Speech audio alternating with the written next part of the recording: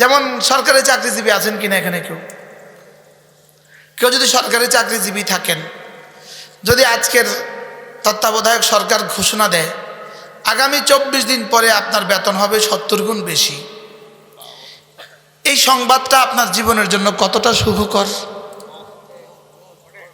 হ্যাঁ, আপনার জীবনের জন্য কতটা সুসংবাদ এটা, যে আর মাত্র 24টা দিন পরে একটা স্কেল ঘোষণা হবে, ওই স্কেলে আপনার বেতন হবে আজকের যে বেতন আছে তার 70 গুণ বেশি। এই বিষয়টা শুধু ওনার জন্য সুখের না, পুরো পরিবারের জন্য। ওনার শালির মেয়ের শ্বশুর বাড়িতে খুশির আমেজ। কেন? অত তোমার কি ওই মেয়ের কি হয়? আরে শালির শ্বশুর বাড়ি অনেক দূরের না, লেকিন পুরো গ্রাম জুড়ে খুশি, পুরো দেশ জুড়ে খুশি, এক আওয়াজ। জানো আর 24 দিন পরে স্কেল ঘোষণা হবে, 70 গুণ বেশি হবে। ঠিক আমাদের সামনে আর মাত্র 24 দিন বাকি আছে। আমাদের আজকের মাগরিব, আজকের এশা যা পেয়েছি তার চেয়ে 70 গুণ বেশি পেয়ে যাব। এজন্য কি পরিমাণ খুশি হওয়া উচিত। ফাবিযালিকা ফালইফরাহু, এজন্য কি পরিমাণ খুশি হয়ে যাওয়া উচিত। রব যেন সকলে দোয়া করে দেন, আল্লাহ তাআলা যেন আমাকে রমজান পর্যন্ত হায়াতটা দিয়ে দেন। সবাই বলেন আল্লাহ আমাদের প্রত্যেককে রমজান পর্যন্ত হায়াত বাড়িয়ে রমজানের হক আদায়ের তৌফিক দান করেন। কিশোরগঞ্জ জুতার ব্যবসায়ী আছে অনেক, হিন্দু জুতার ফ্যাক্টরিওয়ালা আছে অনেক। ওরা এই আজকের এই শাবান মাসে, আজকের এই দিনগুলোতে ওদের কর্মচারীদের ছুটি বন্ধ করে দিয়েছে। কেন? সামনে রমজান, ছুটি বন্ধ, সামনে রমজান। তাহলে হিন্দু দোকানদার, জুতার দোকানদার, সে বুঝছে রমজানের দাম কত। এবার লুঙ্গি ব্যবসায়ী, সেও বুঝছে রমজানের দাম কত। শাওয়ালে ছুটি ছাড়া সব বন্ধ। গামছা ব্যবসায়ী, সেও বুঝছে রমজানের দাম, শাওয়ালে ছুটি ছাড়া সব বন্ধ। গেঞ্জি বানায় তারাও বুঝলো, যারা জিলাপি বানায় তারাও বুঝলো, সেমাই বানায় তারাও বুঝলো, খেজুর বানায়, খেজুর কিনে তারাও বুঝলো, সোনা বুট বিক্রি করে তারাও বুঝলো, চিনি এলচি করে তারাও বুঝলো। সবাই বুঝছে রমজান দামি, রমজান দামি, রমজান রমজান রমজান। লেকিন যাদের জন্য রমজান দিল তারা জানেই না রমজান কবে। বলেন না বাস্তব না বাস্তব? এটা কি পরিমাণ দুঃখজনক বাস্তবতা, এটা কি পরিমাণ দুঃখজনক বাস্তবতা। রমজান কোনোভাবেই ব্যবসাকে বড় করার জন্য, ব্যবসা বেশি করার জন্য, ব্যবসাতে টাইম বেশি দেওয়ার জন্য আল্লাহ তাআলা রমজান দেন নাই। রমজান শুধু বাণিজ্যের জন্য রমজান দেন নাই। বলেন, বাণিজ্যের জন্য রমজান দেন নাই। বলেন বলেন বলেন, শুধু দুনিয়ার বাণিজ্যের জন্য কি দেন নাই? দুর্ভাগা যারা রমজানকে বাণিজ্যের জন্য বানিয়েছে, ওরা বড় দুর্ভাগা যারা রমজানকে শুধুই জাগতিক বাণিজ্যের জন্য বানিয়েছে। না মুখস্থ করেন, ওরা বড় কি দুর্ভাগা যারা রমজানকে কি বানিয়েছে? বলেন, শুধু রমজানকে বাণিজ্যের জন্য বানিয়েছে। না, রমজান বাণিজ্যের জন্য আল্লাহ দেন নাই, রমজান দিয়েছেন আখিরাতের বাণিজ্যের জন্য। রমজান কেন দিয়েছেন বলেন? একে 70, সুবহানাল্লাহ। ফরজকে 70 গুণ, নফলকে ফরজের দামে দাম। আচ্ছা, আগামী 24 দিন পরে যদি পৃথিবীর যদি আজকের আমেরিকা ঘোষণা দেয় 24 দিন পরে পৃথিবীর সব পেট্রোল আর ডিজেল, পেট্রোল 70 গুণে দামি হবে, সারা পৃথিবীতে আজকের এই দিনটা কেমন খুশির জোয়ার বইবে। আমরা গরিবরা দুঃখে কলজা ফেটে যাবে, আর বড় লোকরা খুশিতে কলজা ভাসে যাবে। বাস্তব না বাস্তব? যদি স্বর্ণ 70 গুণ বেশি দামি হয়,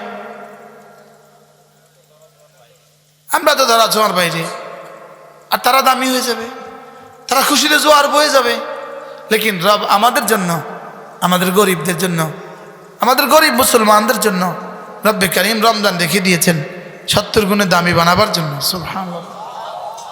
আল্লাহুম্মা বারিক লানা ফি রজব ওয়া শাবান ওয়া বাল্লিগনা রমাদান। যারা পারেন একটা বই কিনবেন, একটা বই। মিশরের এক লেখক ডক্টর রাগিব শারজানি, তার লেখা কিতাব বাংলা ছোট্ট একটা বই। এই রমজানেই হতে পারে তোমার শেষ রমাদান। পারে না কোন নিশ্চয়তা আছে রমজান পর্যন্ত আপনি হায়াত পাবেন? হ্যাঁ, এজন্য এখন থেকে দোয়া করা। আমি তো বলবো শুধু দোয়া শব্দ কেন, 2 রাকাত সালাত হাজত পড়া, এজন্য আল্লাহ রমজান পর্যন্ত আমার হায়াত বাড়ায় দিও। আচ্ছা, আপনার ছেলেটা রমজানে আগামী 24 দিন পরে ও আমেরিকা যাবে, এই 24 দিন আপনার হায়াত কেমনে কাটে? কি পরিমাণ উচ্ছ্বাসে! 12 তারিখের জন্য যারা নির্বাচন করতেছে তারা এখন কেমনে কাটে দিন রাত? আচ্ছা, 12 তারিখ বিকেল বেলা সবাই খুশি হয়ে যাবে। হ্যাঁ বলো, একজনে কাঁদবে একজনে কি? আর যে হাসবে তার কি 5 বছরের জন্য নিশ্চিত, না মধ্যখানে আবার ভাগ্য যেতে পারে? বলেন না বাস্তব না বাস্তব? লেকিন এখন কি পরিমাণ মেহনত, কি পরিমাণ মেহনত, অথচ কোনো নিশ্চয়তা নাই। 12 তারিখ পর্যন্ত সে বাঁচবে কিনা নিশ্চয়তা নাই, নির্বাচন হবে কিনা এই নিশ্চয়তাও নাই, এবং নির্বাচনে সে পাশ করবে না ফেল করবে এই নিশ্চয়তাও নাই। লেকিন বলো তো বন্ধু, রমজানের 1ম তারিখে যদি মাগরিব পর্যন্ত হায়াত পেয়ে যাও, মাগরিব 70 গুণে দামি হবে, এতে নিশ্চয়তা আছে না নাই? লেকিন ইয়ালামুনা যাহিরাম মিনাল হায়াতিদ দুনিয়া ওয়া হুম আনিল আখিরাতি হুম গাফিলুন। আল্লাহ তাআলা বলেন এরা দুনিয়াকে কিভাবে বুঝে আর আখিরাতে কি পরিমাণ গাফেল। বাস্তব না বাস্তব বলেন? আরে 70 গুণ তো দূর কি বাত। যদি আজকের ডিজেল যদি 80 টাকা হয়, যদি 24 দিন পরে শুধু 60 টাকা বাড়ে, 60 টাকা, বাংলাদেশের সব ব্যবসায়ী আজকে বেচা বন্ধ করে দিবে। বাস্তব না বাস্তব? যদি শুনে 7 পয়সা বাড়বে, 7 পয়সা, আজকে বেচা বন্ধ করে দিবে। আজ থেকে দুরূদ শরীফ পড়বো 1000 বার, আল্লাহ 7 তারিখ, আল্লাহ 12 তারিখ, আল্লাহ 12 তারিখ। বাস্তব না বাস্তব? এটাকে আল্লাহ তাআলা ছবি আঁকছেন এইভাবে, ইয়ালামুনা যাহিরাম মিনাল হায়াতিদ দুনিয়া। ওরা দুনিয়া বুঝে। বলেন দুনিয়া কি পরিমাণ অঙ্ক করে? যারা এখন নির্বাচনের প্রার্থী তারা কি পরিমাণ অঙ্ক করছে, কে কি পরিমাণ স্বপ্ন দেখছে। স্বপ্নের শেষ নাই, আর স্বপ্ন দেখাইতেও শেষ নাই। আপনাদেরকে ভুয়া স্বপ্ন দেখাচ্ছে শুধু। কি পরিমাণ ভুয়া স্বপ্ন দেখাচ্ছে, কিন্তু কলিজা দুরুও করে। এই স্বপ্ন দেখায় যদি যাই, এবার যদি ওই স্বপ্ন পুরা না করি, তাইলে আগের মতো ছাত্র জনতা হুজুর প্রত্যেকের কলিজা ডর আছে, প্রত্যেকের কলিজা ডর, প্রত্যেকের কলিজা কি আছে? ডর ঢুকছে, মোটামুটি ঢুকছে। চেহারা দেখলে বোঝা যায় আগের মতো উচ্ছ্বাস নাই, ডর ঢুকে গেছে। ঢুকছে না? না, এদেশ আর কি নয় না, দুর্নীতি স্বর্গরাজ্য আর হবে না। চুরি ডাকাতি যা হয়ে গেছে, সামনে আর হবে না, সামনে আর কি হবে না। এজন্য মেরে ভাইও, রমজান দোয়া করা, ফিকির করা, এখন থেকে মানসিকভাবে প্রস্তুতি নেওয়া। বলেন মানসিকভাবে কি নেওয়া? এই জন্যই তো রাসূল শাবানে সবচেয়ে বেশি রোজা রাখতেন। রোজার প্রস্তুতি কি দিয়ে? রোজা দিয়ে। আমাদের শিবলি সাহেব হুজুর দামাত বারাকাত অনেক সুন্দর করে বলেছেন। মেরে ভাইও, রোজা যদি হয় ফরজ, যদি নি ফরজ না অবশ্যই ফরজ। রোজা অবশ্যই ফরজ, নামাজ অবশ্যই ফরজ। নামাজ আর রোজা অবশ্যই ফরজ। যেটাকে রব ফরজ করেছেন মূলত এটার জন্যই রব বানিয়েছেন, বলেন বুঝে নাই? ইবাদত বলতেই শব্দ দুইটা, নামাজ আর রোজা। সুবহানাল্লাহ বলেন। ইবাদত বলতেই প্রথম শব্দ নামাজ, দ্বিতীয় শব্দ রোজা। বুঝেন নাই? ইবাদত বলতেই কি প্রথম শব্দ কি? নামাজ, দ্বিতীয় শব্দ কি? রোজা। যাকাত তো শর্ত সাপেক্ষে, হজ তো শর্ত সাপেক্ষে। তাহলে বোঝা গেছে আমাকে বানিয়েছে নামাজ রোজার জন্য। সুবহানাল্লাহ। কি হয় বুঝেন না?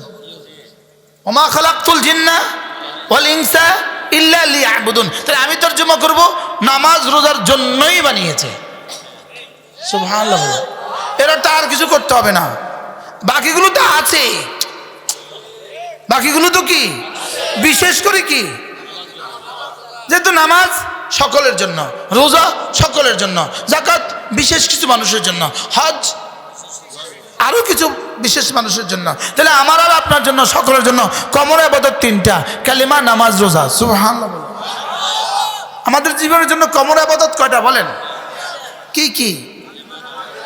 এবার দেখেন, নামাজ আর রোজা যেই বিষয়গুলো আল্লাহ তাআলা আমার উপরে ফরজ করেছেন, এগুলোকে আমাদের ভাষায় বলে মা'মুরে বিহ। মা'মুরে বিহ কি বলে? মা'মুরে বিহ। এগুলো আল্লাহর পক্ষ থেকে আদেশ। আল্লাহর পক্ষ থেকে কি আদেশ? নামাজ, রোজা, হজ, যাকাত, পর্দা, এই সব হলো আল্লাহ তাআলার পক্ষ থেকে আদেশ।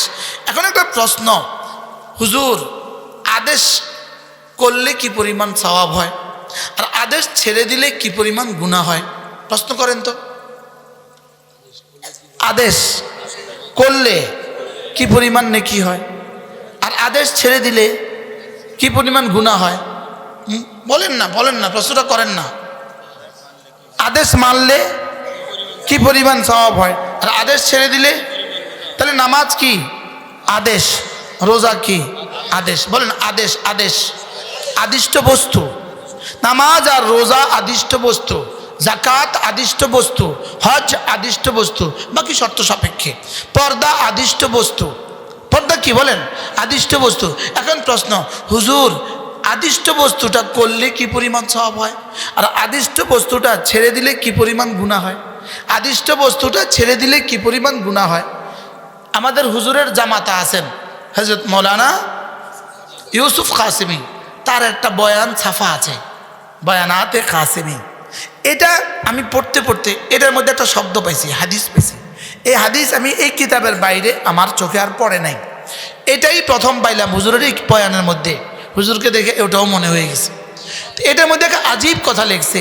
তিনি বলেন যে এক হাদিসে আছে, লাতারকু লাতারকু যাররাতিন মিনাল মাআসি, লাতারকু বলেন যাররাতিন মিনাল মাআসি খায়রুম মিন ইবাদাতিস সাকালাইন। এক জাররা গুনাহ ছেড়ে দেওয়া, সারা পৃথিবীর যত মানুষ আছে, যত জিন আছে, সকলে মিলে ইবাদত করলে যে পরিমাণ নেকি, এক জাররা গুনাহ ছেড়ে দিলে তার চেয়ে বেশি নেকি হয়। সুবহান। শুনছেন কি বলছে? কি বলছে কোন চাই? হ্যাঁ, ইবাদত করলে, এখানে ইবাদত মানে নফল ইবাদত। সারা দুনিয়ার সমস্ত মানুষ যদি নফল ইবাদত করে, যেই পরিমাণ গুনাহ হবে, একবার ভিন নারী থেকে দু চোখ নিচু করলে তার চেয়ে বেশি নেকি হয়। সুবহানাল্লাহ বলেন। ওনার জাগির এই বাড়ি, এই গ্রামে।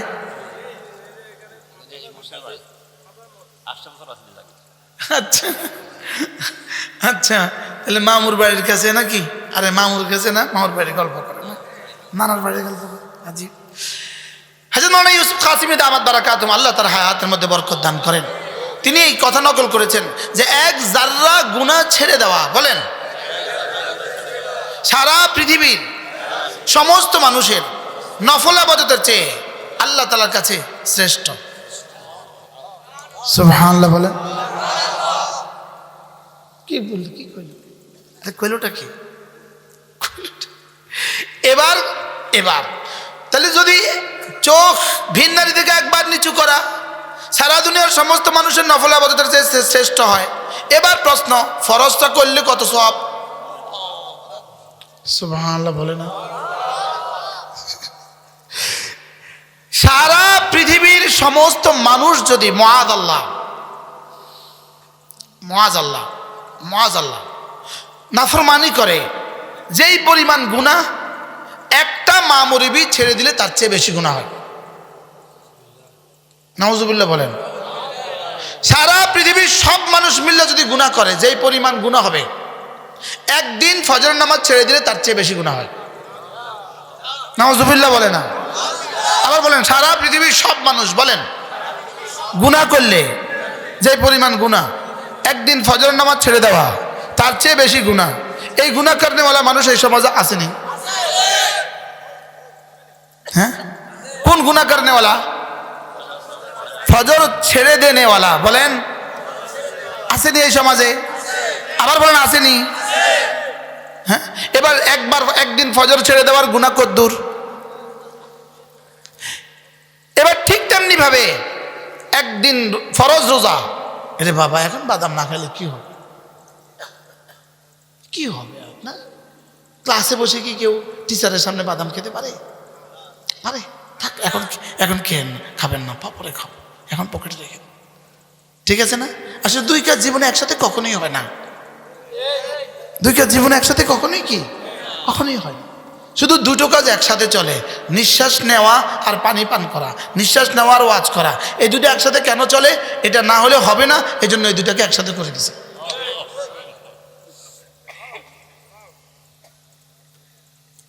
বুঝলেন? আর মুখে দিয়েন না, খেয়াল করেন।